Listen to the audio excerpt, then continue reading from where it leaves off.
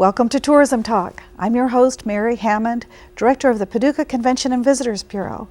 And my special guest today, I'm very excited to have, fresh off of the river, Bill Wiemuth, and he is historian for the Delta Queen. Right. Welcome. Thank you. It's a pleasure to be here in Paducah, and certainly a pleasure to be with you on the show. Well, it had just came together so well, and thanks to the crew out here at Paducah to be able to get down here, get off the boat, although we'll be hurrying back before you all leave, to talk about the Delta Queen and talk about where it's been and maybe what the future holds for it. Absolutely. We love stopping in Paducah. It's always a treat, especially when the barbecue festival is going on. Yes, so we're excited about that today.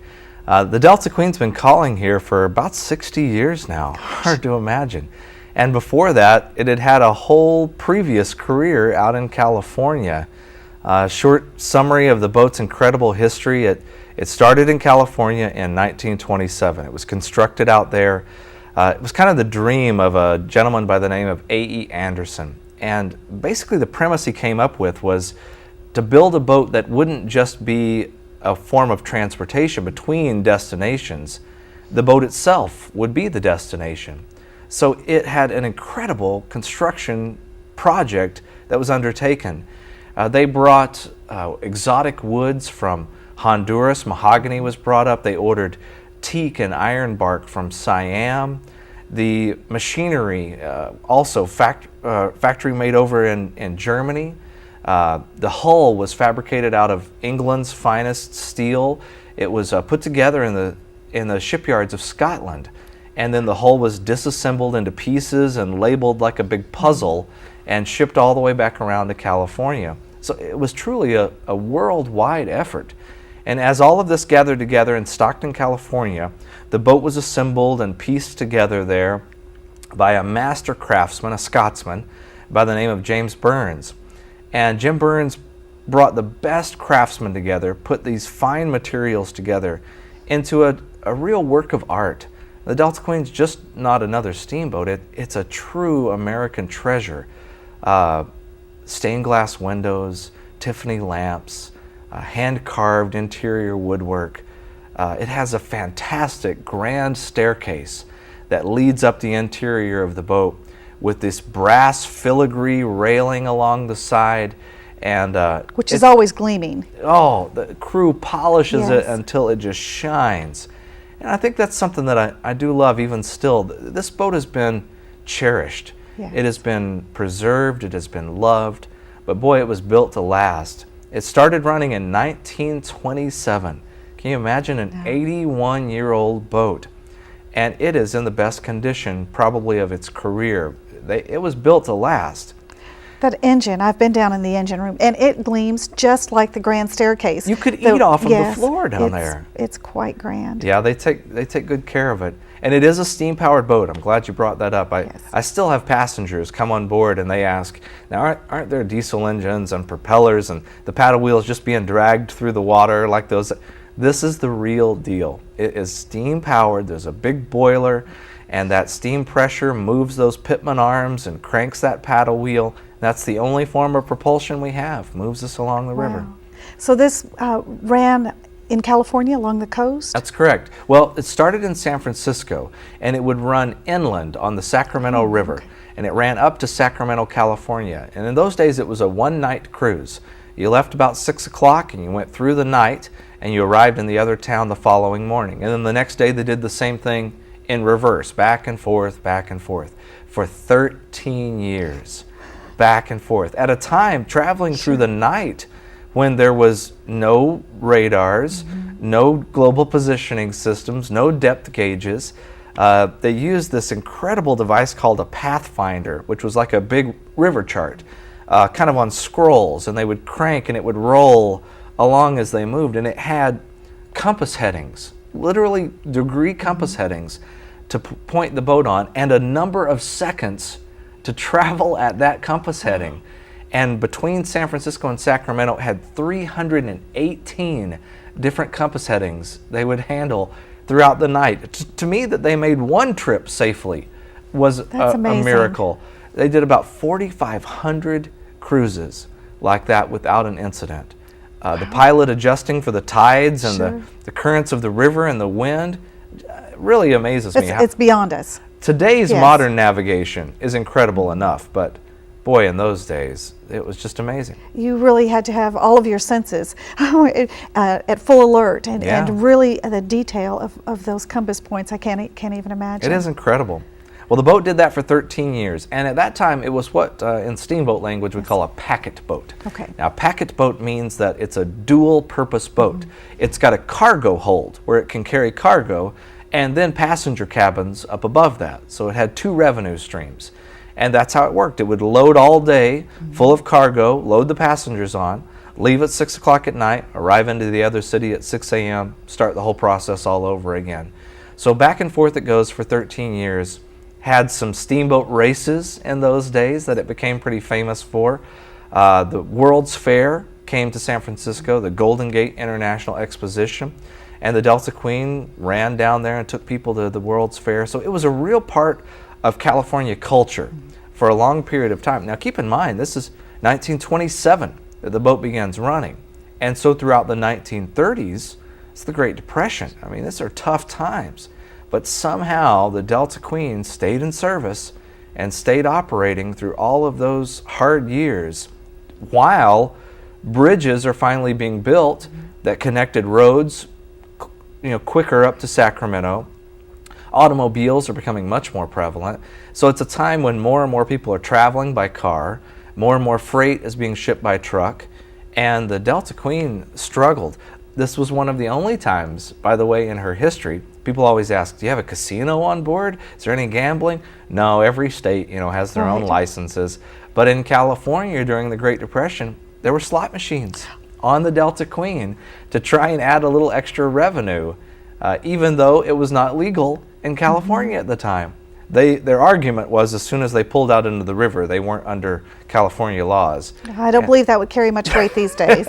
You think we could make that I work don't here, think so. here in Paducah? I don't. Have you ever seen some of those old slot machines? I have. Have you? Yeah. Or the scrolled maps? Have you? Right. You have some of that? No, we don't. But I've seen pictures. Pictures of I've it. seen pictures of that. Wow, that's pretty cool. Interesting bit of its history. Well, then along comes the war, Yeah. and the Delta Queen got drafted. Almost literally, the war changed everything for everyone, and the Delta Queen was affected as well. Initially, right at the beginning, as America was preparing for war, after the World's Fair, San Francisco Harbor began to be transformed into a huge naval base. Originally, they didn't have enough barracks space for the soldiers that were coming in, and the Delta Queen was leased by the Navy to serve as a barracks for about 6 months. At the end of that, the Navy leased it again for another 6 months. And it began to ferry troops up and down, clear up to Camp Stoneman on the Sacramento River, all around the bay. It was a training boat to learn how to navigate inland waters. At the end of that last 6-month period, so it's been leased by the Navy for a year. Painted gray. Painted gray, gunmetal gray, good old Navy colors. The boat was sold and was going to be moved east out to the Mississippi or possibly even the Hudson River. But as they're preparing for that, the bombs dropped on Pearl Harbor. And talk about a change in the nation. The Navy literally requisitioned the boats, just took them. Eventually would buy them from their owners, and they became naval vessels, even renamed YFB 56, Yard Ferry Boat 56. That was her. Well, that's not very romantic. I know, I like Delta Queen better. Yes. That was her name during the war years, and she served her country faithfully. Well, when those bombs were dropped on Pearl Harbor, Hawaii's hospitals, were just overflowing with wounded. And so the soldiers that could be moved were brought by ship back to San Francisco. And it was the Delta Queen with more than 500 cots on board that began to go out and meet those ships and ferry those wounded soldiers back to the hospital at Mare Island, the Naval Hospital. That's a good build to be able to go on the ocean. And that's not calm water. That's no bay. Yeah. That's no staying near the shoreline. Yeah, even there in San Francisco Bay, the waves can be Are they? treacherous, But it ferried those guys in, and for a lot of the soldiers, the Delta Queen was the last thing they would see leaving and the first thing they'd see coming back. It's interesting, still on board the boat, I get a chance to meet guys who were on the Delta Queen during the war, and now they're back cruising again to see it one last time. And their stories are powerful. You know, this boat's got some amazing history. There's a couple of books in this, actually. Yeah. You haven't written one yet? I'm working on it. I bet you are. But You're a good we're writer. waiting to see how the story's going to end for Well, the Delta come Queen. on now. We want to hear it. Keep going. All right. You're a good storyteller. Well, it's a good story to tell. This boat has had an incredible life and some amazing characters involved in it. And really, at this point, one of those great characters jumps in. His name is Captain Tom Green. He's from Cincinnati, Ohio, right here on the Ohio River. Part of the famous Green Line of steamers that had run the Ohio all the way back to 1890s. Well, Tom Green hears that at the end of the war, the Navy has put the Delta Queen up for auction. Now, it's 20 years old. I mean, it's an old boat in most standards by that point. But it had been built as this incredible fortress, this floating palace, $1 million boat. And so Tom Green says, So he goes out and he checks the boat out. Now, they were built as twins. There was the Delta Queen and the Delta King, both. Same size? Both sides, exactly identical. He puts a bid in first on the Delta King, but loses the bid. Somebody outbid him. So when the Delta Queen came up for bid, he almost doubled his bid, hoping to have a better chance at it. Finally got the telegraph. He was the only winner. I mean, the only bidder. Only bidder. And Only he had gone bidder. high. He had gone so high. Oh, Don't well. you just hate that? I know. Oh, well. I know. At least he could afford it. Today's modern eBay Yes. struggles, you know, he was dealing with even then. Well, he gets the boat still for a pretty good price, let's admit. $46,250. Not bad for a boat that had been built for $1 million. Right. But he's got a problem. He runs a steamboat company on the Ohio River. He owns a boat in California. How to get it around? Well, they went through a bunch of different strategies that to us sound crazy. They were going to cut the boat into pieces and ship it up and over the Rocky Mountains and reassemble it back together, bring it down the Missouri River up to the, that's not going to work. No, that's not going to work. So then Captain Tom Green asks a friend of his, a pilot by the name of Fred Wade Jr., famous riverman, if he'll help him out. And Fred Wade says, I'm a good pilot, I'll just drive it around. I'll just drive it from California around to the Mississippi River. He had never seen the Pacific Ocean. You know, he was in for a little bit of a surprise. Yes.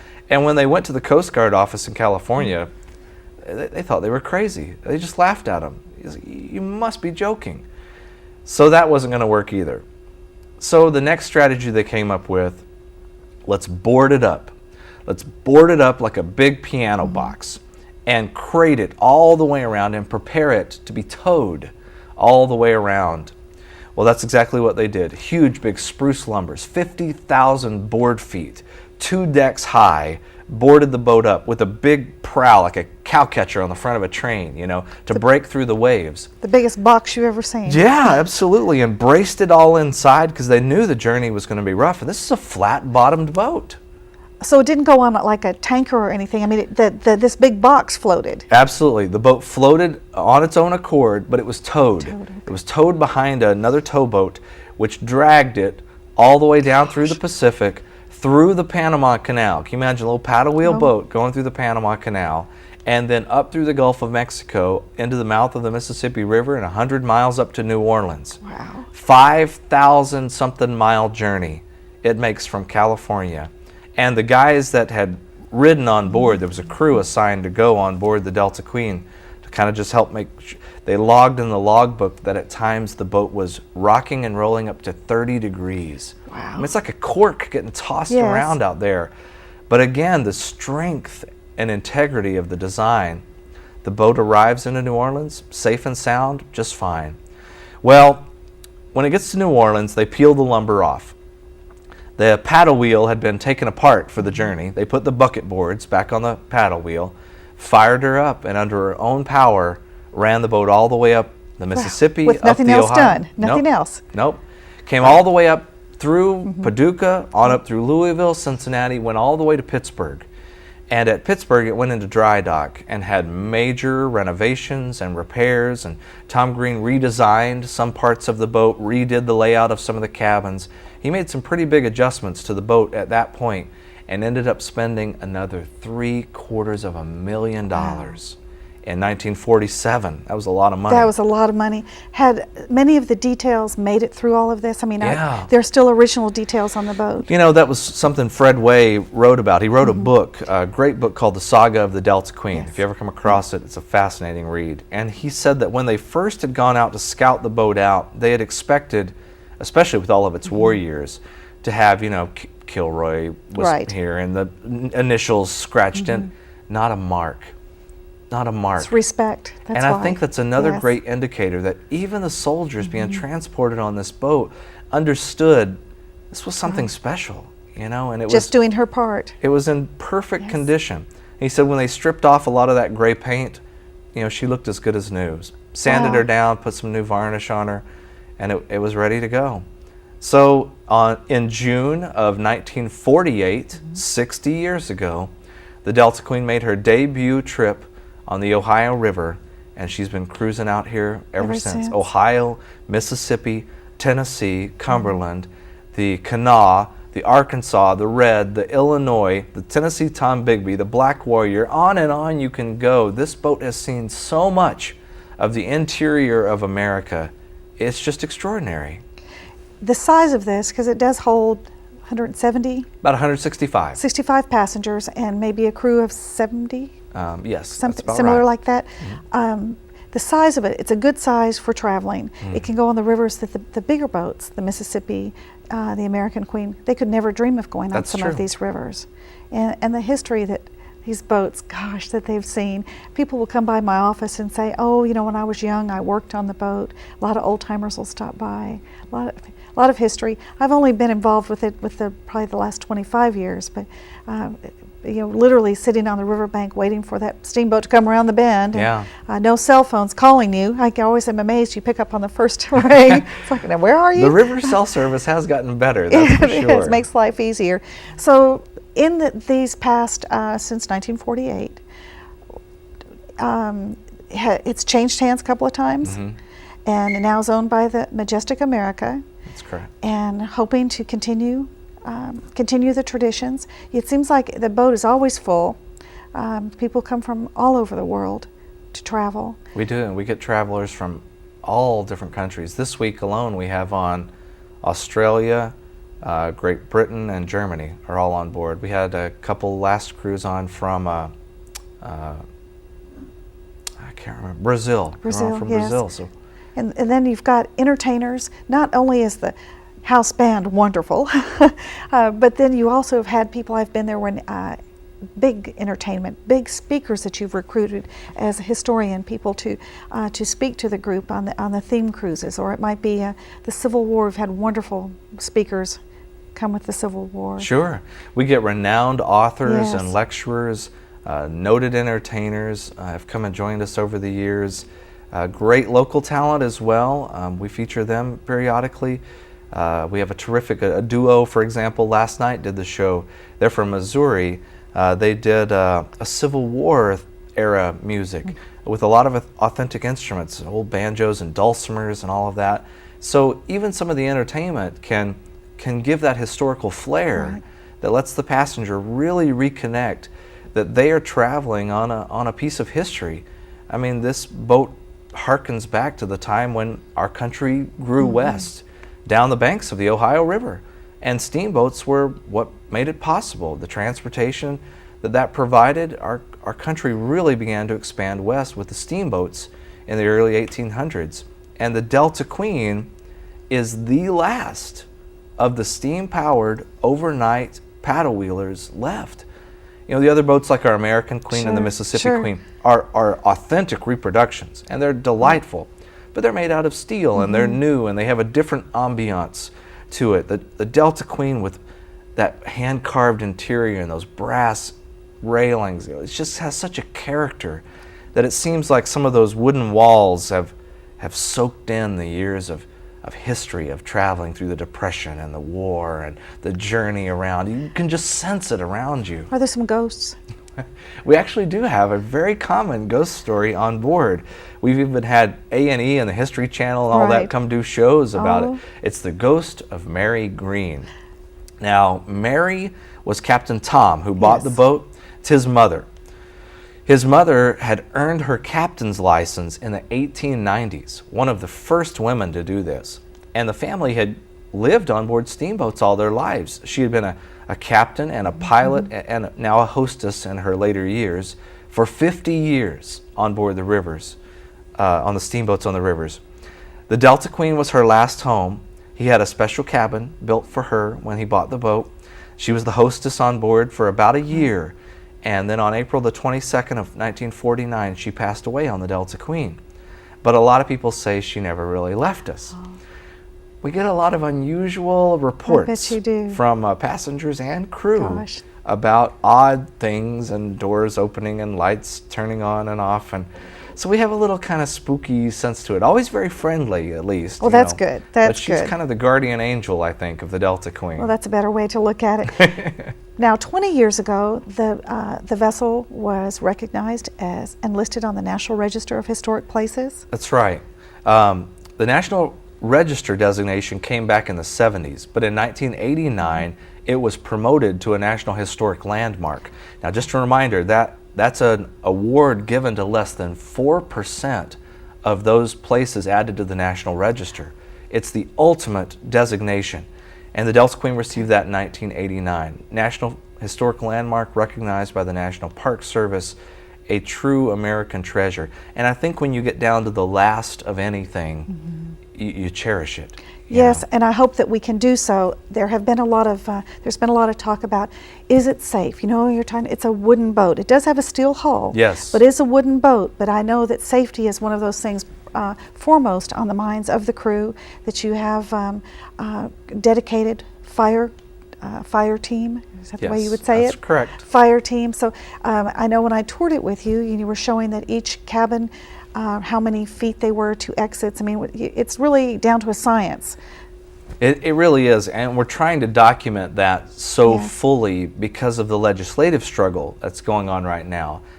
I'll give you a short summary. Yes. In 1966, a law was passed called the Safety at Sea Act. It was designed to add fire regulations to ocean-going vessels that would be far out from land and have difficulty with evacuation and rescue. But the language of that law said foreign and domestic vessels. Now, forgot the Delta Queen is still out here on the rivers running. And the Delta Queen was caught in the language of that law. Well, the company officials, the Green Line, went to Washington and said, hey, we've already got sprinkler systems on board. We have fire stations all around the boat. We have a trained fire crew. We'll do whatever you ask, but hey, the land's only just 100 yards right over there. This shouldn't apply to us. And Congress agreed, wrote an exemption into the original bill for the Delta Queen. That exemption had a period of renewal every few years. Congress has renewed that 9 different times for 42 years. Wow. But somehow things are different this year. That last exemption expires November 1st, 2008. And without congressional action, the Delta Queen, in the prime of her career, is going to be forced out of service. Forced into retirement. Forced into retirement, even though, besides the sprinkler systems and the fire detection systems, we've added in a very new, the highest tech equipment on the oldest steamboat. I find that amazing. Not only smoke detection system, a heat detection system in every cabin and every public area, so there's even a threat of a fire, an alarm goes off and the crew goes and checks it out. Fire stations, fully Coast Guard trained fire crew, 24 hours a day. I don't know of any hotel in America that has wooden walls that has a fire crew that lives in the building. We do. We also have the very newest technology where our watchman makes rounds around the boat from 10 p.m. to 6 a.m. every night while people are sleeping. Every 20 minutes, a full loop of every area of the vessel, and tracks that with a high-tech device that notes where he was at what station at what moment. Wow. And I've all never heard of this- such. I've never heard of anything like that. But even having this, okay, and I think that your documentation is fabulous on this, and I do hope you're sharing that with the members of Congress. Exactly. This is an American crew. is it not? It's Right. an American American crew. crew. I know there has been, and I'm almost reluctant to bring this up. There is the union. There is a union issue? Well, the boats have been unionized in the past. Mm-hmm. They currently, under this ownership, are not union, and employees decide whether to be union or not. Right. The employees have not organized Sure. under a collective bargaining contract, and there's been some discussion in the halls of Congress over that. In all honesty, I don't think that should have anything to do with it. No, I don't believe it should Whether a crew either. chooses to be union Right. or not, that has nothing to do with the safety of the boat. Sure. I don't accept that as an argument. So we're trying to make sure that congressmen and senators understand the safety of this boat is not a concern either, Sure. because of all of these factors we've put into place. Luckily, there was a bill submitted about 2 weeks ago in the Senate. We've already got 11 co-sponsors, including Senator Mitch McConnell of Yes. Kentucky. We're very excited about that. So we're hopeful to add Senator Bunning's office on soon.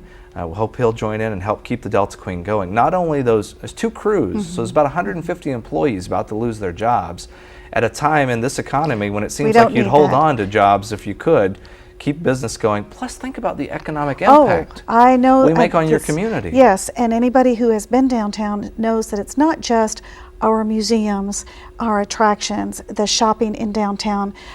It goes into the Walmarts, it goes into the local drugstores, as we were talking on our way down.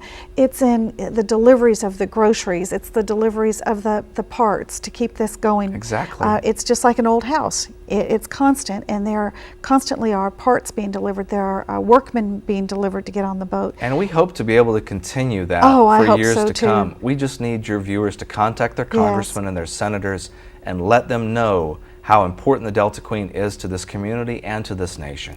I hope that you will look at Bill's website, and would you like to share that with us? Sure. It's www.deltaqueenhistory.com. We've been talking about Delta Queen history. Just go to deltaqueenhistory.com, and there's lots more information about our legislative struggle and the history of the boat. Now, I know everybody who's watching this already has our website, the Convention and Visitors Bureau, bookmarked, so that's paducah.travel. And we'll make sure that we have a link there so that you can help save the Delta Queen as well.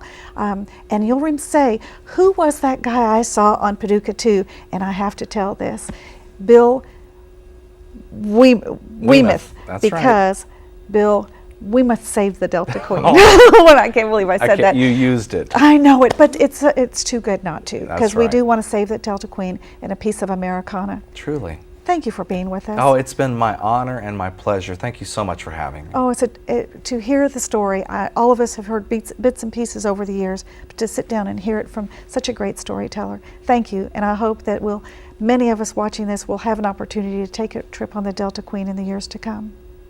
Thanks so much. Sure.